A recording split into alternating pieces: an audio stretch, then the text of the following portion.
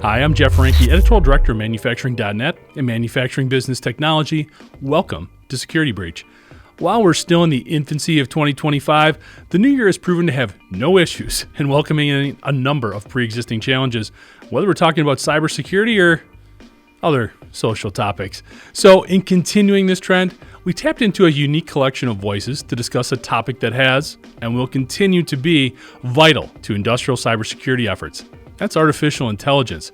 First, we'll hear from Mandiant's Paul Shaver as he discusses the legacy dynamics of industrial cybersecurity, including ongoing obstacles associated with inventory, visibility, and segmentation strategies, and the impact AI could have on all of them.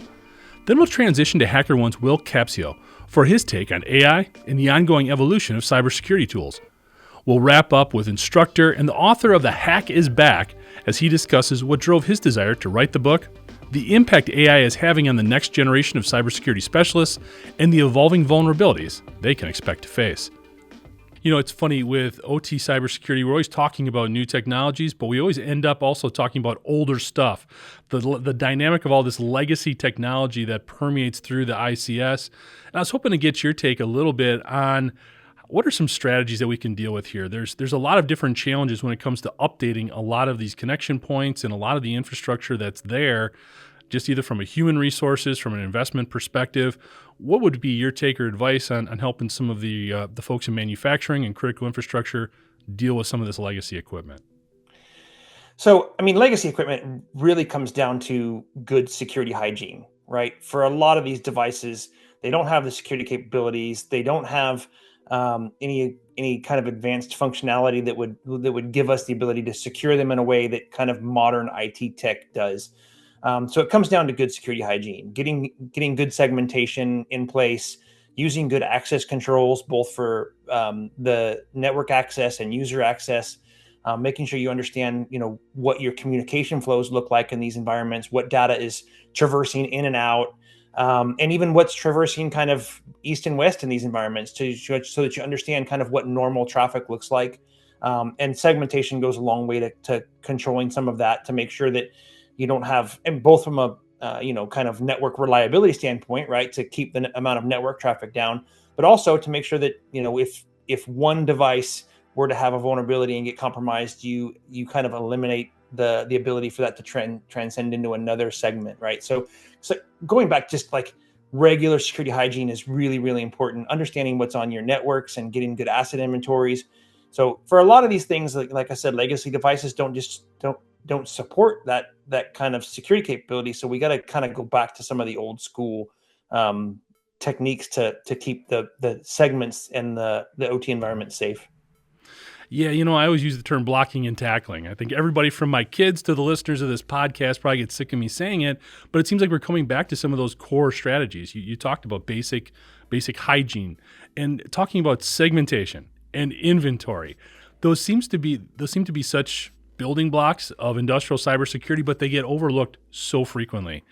What do you think plays a part in that? Is it just because there is so many things to think about and digest and it's easy to look past it? Is it a more difficult task than people, or a more simple task people think it's too difficult?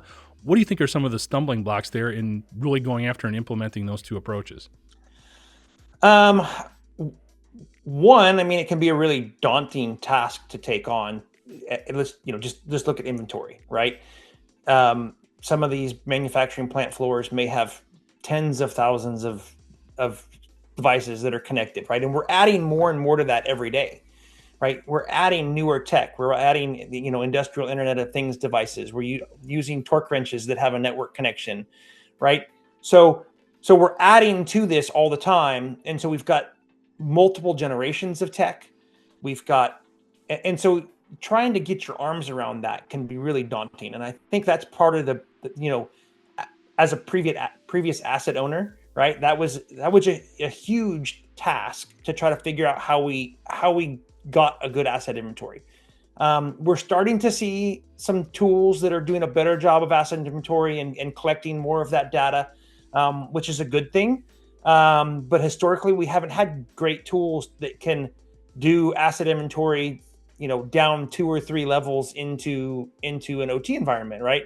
So it's hard. You might get a cursory level. You might understand that you've got one PLC chassis, and that's got a network card, but you can't see past that to the 2 or 3 other network cards that are downstream of that are talking to VFDs or motor control centers or some other thing, right? So having tech that can reach down into that environment is difficult too. So, and then just for segmentation, the biggest thing that I've seen historically in trying to get your segmentation under control is doing that in a way that doesn't cause downtime, but still adds that level of security that you need to do it. I mean, we still live in a world where these manufacturing plant floors are on one big giant flat network, right?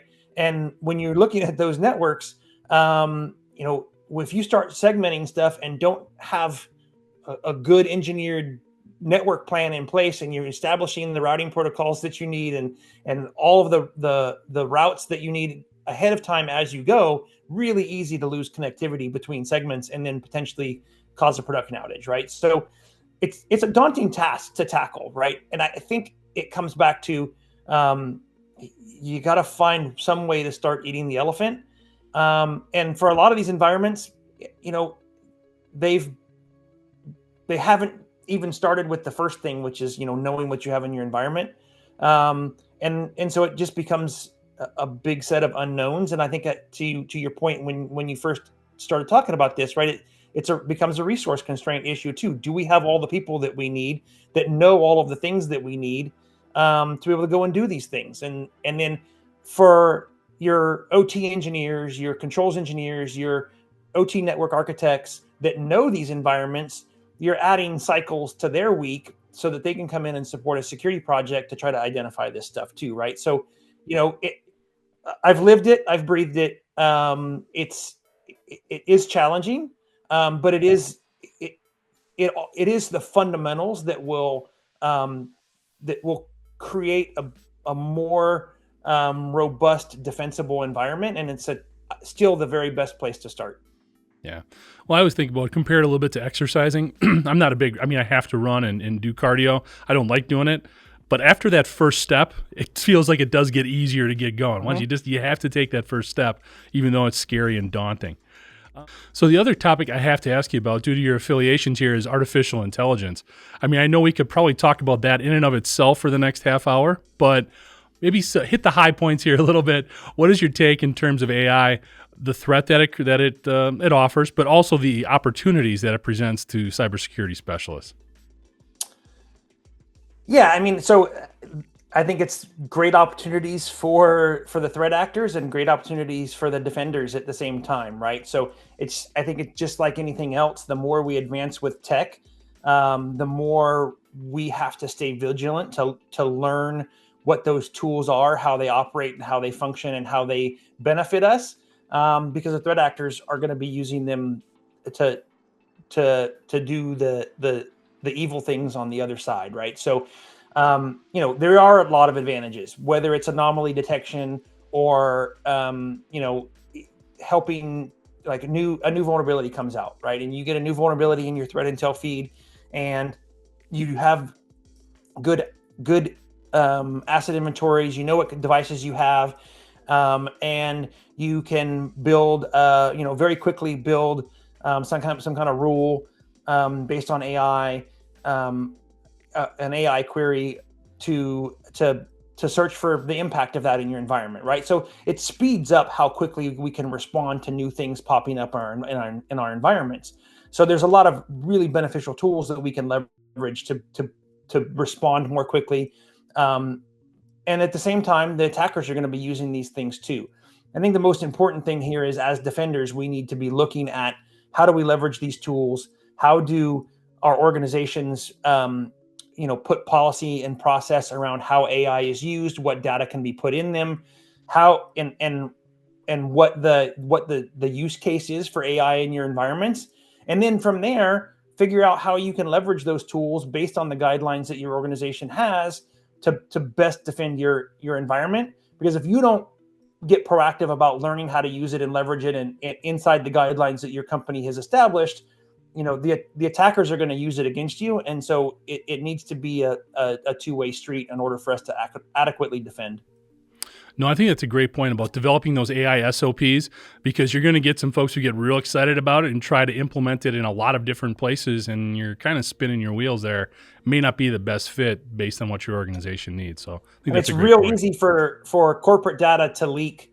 If an employee is using a public version of a large language model, and there's no use case for it, and they're just dumping data in to do some research, and so it's really easy to have a data leak, because you don't know where that data is going or what the security is on the other end of that LLM. So yeah, really, really important for organizations to build an AI use policy, to educate their employees, and to start thinking about how they can use it internally, and put some guardrails around it. Absolutely. Paul, awesome stuff here. Wrapping up a little bit. Any other big trends or considerations, things that we should be aware of heading into the near future here? I mean, I think you got some positive trends to look at, right? We talked about a couple of them here: the adoption of cloud technology that can really improve the resiliency of some of our OT systems, the effectiveness and the efficiencies of those systems, through things as simple as process optimization through the analytics that cloud platform can perform, but also moving some of these systems into hyper converged cloud based technology, where you leverage the resiliency and the recovery times that brings as part of having a large scale cloud infrastructure, and be able to stand systems back up after an impact more rapidly. AI, as we said, really some beneficial use cases. The threat actors are going to use it too. So, and I think the other couple things to think about here is, we're starting to see a lot more traction from the ICS and OT vendors, and they're starting to build more security capability into their newer generation of devices. The vendors are starting to take the security a lot more seriously.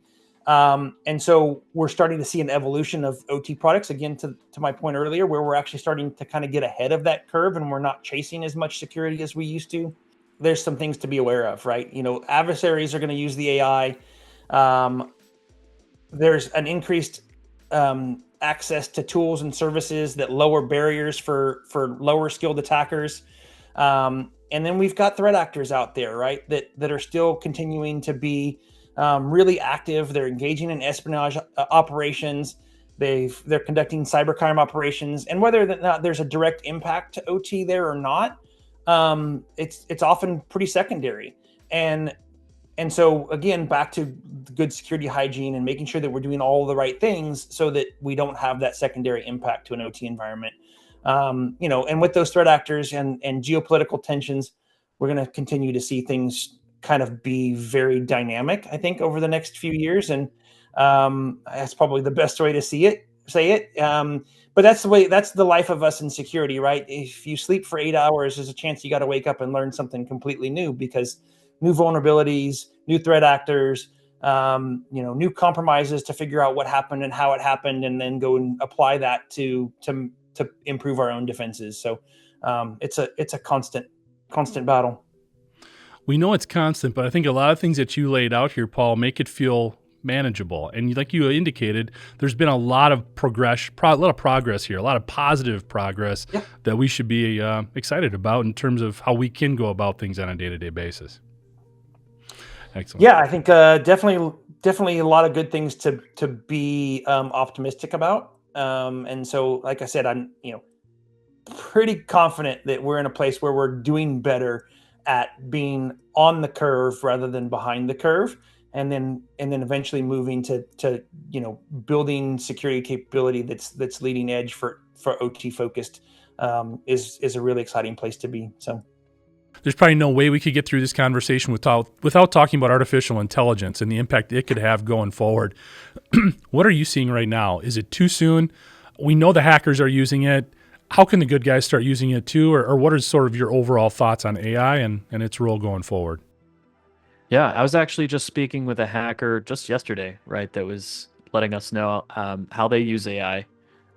And the answer was kind of like brainstorming, right? It helps them scale. It helps them be more creative than they already are. And so being able to generate code, generate payloads, uh, kind of bounce ideas off of, those are the kinds of use cases that we see for AI and Gen AI here at HackerOne.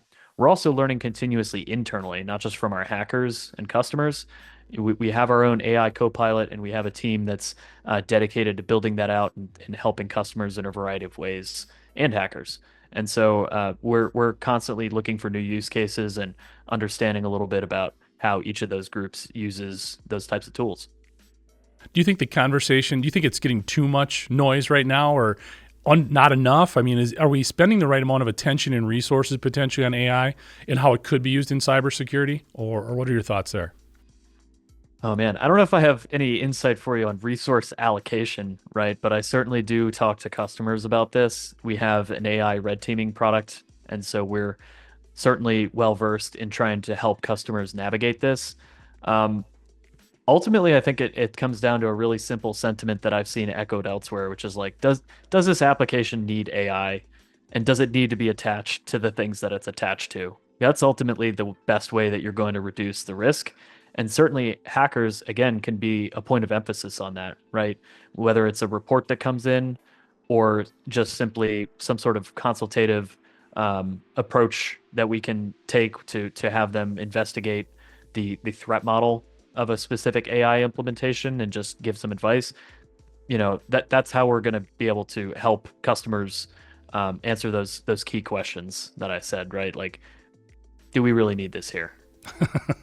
Yeah, I think that is that's always the question going forward. Whenever there's a new technology introduced, how badly do we need it? And getting back to what we were talking about before, what priority does it deserve? Absolutely. Another real hot topic in the industrial sector is we have a lot of tools out there. And a lot of times it's difficult to assign priorities to those tools or have so many tools in place that we're not using them, overspending, things of that nature. With all the vulnerabilities that you're seeing popping up in some of the work that you guys do, are there certain tools that you see companies or organizations should be using more? Maybe they're too reliant on, or things that they should be looking to invest in going forward? Yeah, I certainly SAST and DAST is important to have, and it absolutely has its place. Um, when it comes to recommendations, I think it's simply taking the time to tune the tools to your specific threat model and attack surface, and helping them understanding how they work together, right? When HackerOne, as I mentioned earlier, has a program in place for a customer at that final point of the stack, we are able to do those things to help them understand where things might be noisy, to help them understand maybe their own team, right, what they could safely ignore when it comes to a noisy scanner of some kind. So it can also help identify areas of further investigation, right? So some of our customers elect to do maybe a pen test at the point of a release, and do that before it enters their bug bounty program. We call that kind of a toll booth model. Others might take a more the reverse approach, where there's smoke, there's fire, right? If we're getting a lot of reports on a certain part of our attack surface through a bug bounty or disclosure program, now it's time to put the internal red team on it. Let's go get an external pen test run on this, right? Because it seems to be kind of an issue. So let's go root out the real root of the problem, and address this architecturally, right? Give it a true fix instead of a band-aid. Are there any other big trends that you're seeing sort of coming down the pike a little bit, things that you have an eye on that could have an impact over the next, I don't know, year and a half? Yeah, I think AI is just going to continue to accelerate the way our hackers work. Um, a lot of our hacking community is building custom tooling, and AI is certainly becoming a larger and larger part of that. So going back to just kind of augmenting the workflows that they have, it's going to help them work faster, work smarter, but it's not going to do work for them. So in a world of AI, at least at HackerOne, we see it as humans still having that valuable place alongside AI, where they can feed into each other and really augment the each other's approach to things. The hack is back. If you were going to say that there was one sort of overarching mission or thing that you were trying to accomplish with the book, what would that have been, or what is it? Yeah, so we're really Chapter 10 actually focuses on careers and how you can get started. Now, keep in mind, some of the people reading these books may already have advanced skills. So that may or may not be a chapter for them if they're already, in the field and making money. But for someone who thinks maybe cyber is for me, they can read that chapter and say, here's a path for you to take, and some of the things that we talk about are free or low cost options. So that not every aspect of that. Some people are trying to use this to make money. We're talking about going to a community college and taking a security class, or using some of the free resources like Try Hack Me or Hack the Box, which does include some ICS and other things like that training as well. So we really try to get people interested. And if you are interested, then you can go back to the other chapters and say, what could I do if I had knowledge of the attacker? One of the most interesting things about the book was Chris was working with Nessus in one of his chapter, which is a vulnerability scanner. I can actually give a shout out to Maryland, because the company Tenable Security, they're headquartered in Maryland, and Nessus is pretty much the most widely used vulnerability scanner that there is. Well, when he was using it, he actually found a vulnerability in the scanner, and he reported it, and they made a CBE from it. So not only do you have him showing his expertise, but showing how to be a responsible person and to disclose something that could be a problem for that company. So I think that right there kind of summarizes, we're showing you lots of things, but we're not showing you them so you will attack networks or attack systems, but so you're aware of these, and you can learn how to secure them. So and also a really important thing is, some people just are interested in hacking, but I really bring back that DoD perspective of, why are people actually hacking? What is the end goal in the game? And then show them how they might steal company data out of the network, or how they would get past antivirus and firewalls and all that. And I show them with some pretty easy techniques how some of that can be done. No, I did have a chance to get through the book. I'm not going to claim to have read it all when you shared it with me, but I did have a chance to get through there, and it's very interesting, especially the way that it starts out in terms of talking about, these are some of the very maybe things you overlook, or very simple or basic elements of security that you need to pay attention to, and how they can be exploited, especially when you talk about like some of the Office platforms and different ways to get in there and manipulate data, or how folks can get in there. It's enlightening, and also it should be a little bit scary in terms of the fact that this isn't real complicated stuff and people can figure it out. When you're putting together a book like that, Jesse, is there a part of you that is worried maybe about exposing too much of the secret sauce, or giving people the wrong idea? So really the idea is to teach people how to secure. If we don't show them these techniques, then what can happen is they can be vulnerable to attacks. So one of the things is, the first chapter really goes in how to break into Windows without the password pretty easily. And I've actually done it demonstrations, and I've done it in a couple minutes, maybe 3 minutes or something like that. So the important thing is that same vulnerability I've been using for 20 years.